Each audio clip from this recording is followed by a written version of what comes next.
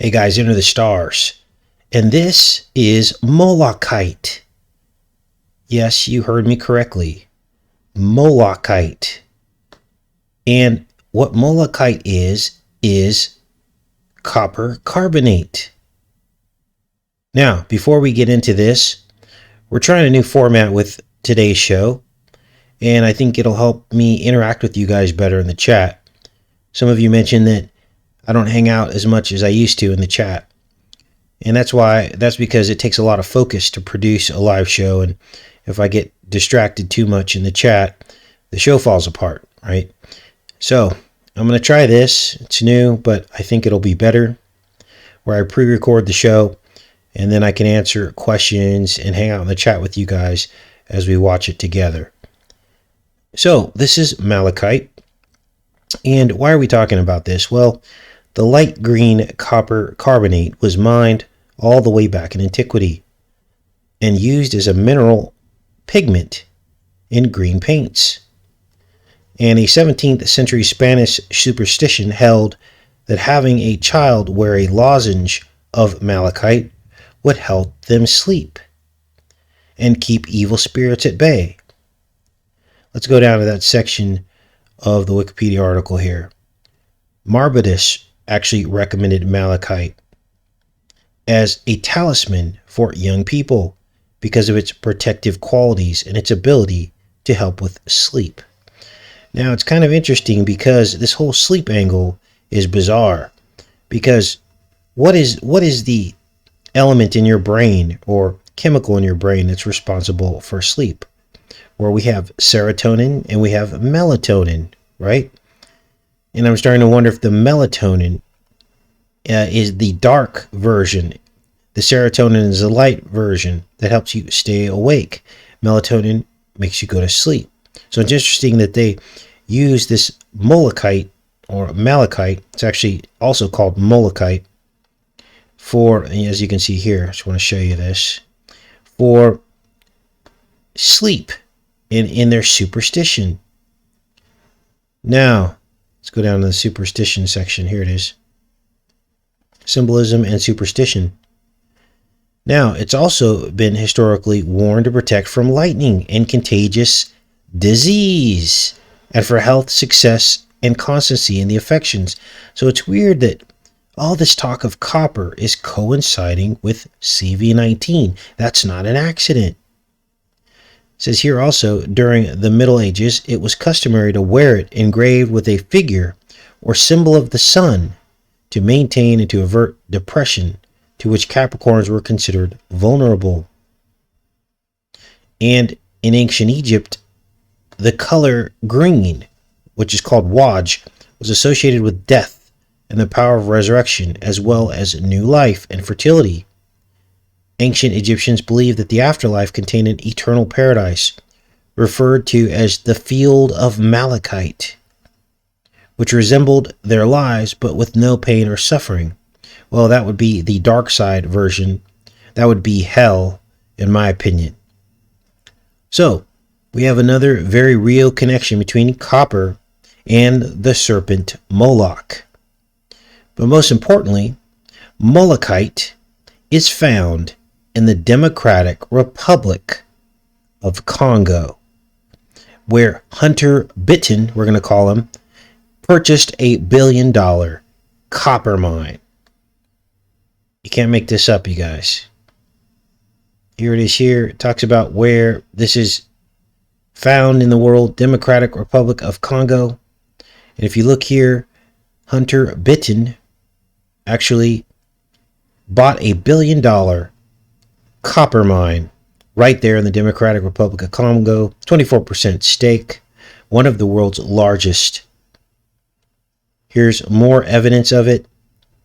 In 2017, BHR, that is Hunter Bitten's company, he was the director.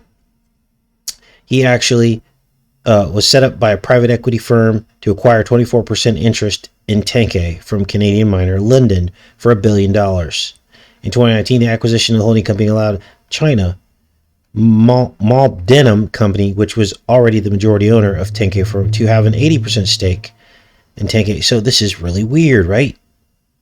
Now, why is all this important? Well, the Rothschilds and the Rockefellers owned the copper market at the turn of the century in the 1900s. And now the Bittons own much of the world's copper in the Democratic Republic of the Congo. So the timing of this purchase is very, very suspicious to me. Just before Trump announced 5G Whiz and beyond, and copper went through the roof in price. Why? Because copper is a key component of the 5G Whiz infrastructure. It's almost as if both sides know what's going to happen before it happens, like some kind of insider trading going on. But the most unlikely insider trading across the aisle. And they cash in on it every time. Two heads of the same snake at our expense. And this is how the rich get richer. And it's because they have each other's interest in common, not ours.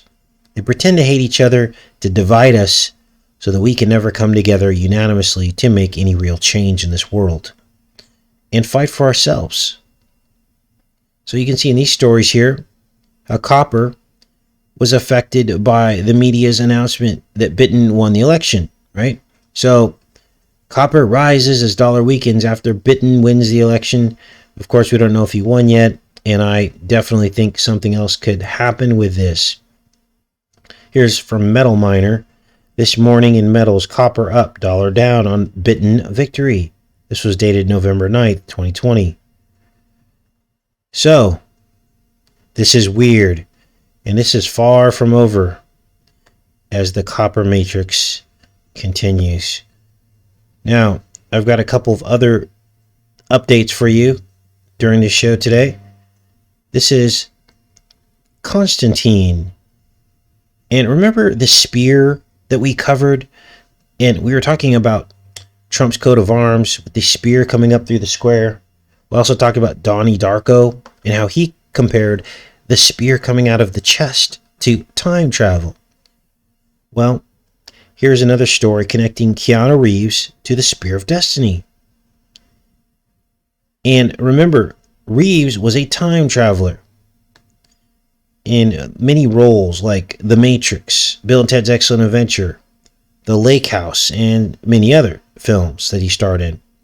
We also discovered that the name Reeves seemed to be synonymous with time travel. We had Christopher Reeve. We had a couple other different Reeves that seemed to dovetail in with time travel. Paul Revere. And I don't know what that particularly means, but it could be like rewind or something like that. Look at this. Even Elon Musk has the middle name Reeve, right? And he's oftentimes depicted as this forward-thinking person, right? Outside of the realm of reality, right? So this is Constantine's movie Weapon is going to save DC's universe, and they talk about the Spear of Destiny used to kill gods. On to the next story here. Trump tries to reinvent Middle East policy, but the region is still a bottomless pit of woes. And in this story, CNN goes biblical. Now, it's weird because they make some of the same connections that we did to Trump. They talk about the bottomless pit. They talk about the pale horse. And finally, they talk about grasping at keys. Remember the Janus key? All of that's mentioned in this CNN article as they go full biblical, comparing Trump in the very same way that we compared him months and months ago. Here's the last sentence of this article. It says, whoever wins the U.S. presidential election, the occupant of the White House, will be grasping the keys to the bottomless pit of woes in the ME. Wow, right? And this is our last story for today. Newt Gingrich. You can't make this up. If riots break out, Trump should follow Lincoln's advice. Basically, Gingrich is recommending how Trump should deal with America if unrest begins due to the election outcome. Let's read a little bit of this.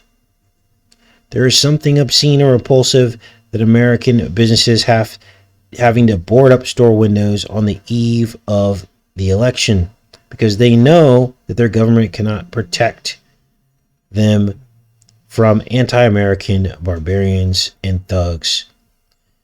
And so this is interesting because we've been comparing Trump to Lincoln for a very long time. And we've been talking about how Trump has been channeling Lincoln and the spirit of Lincoln. So that's what I wanted to show you guys today.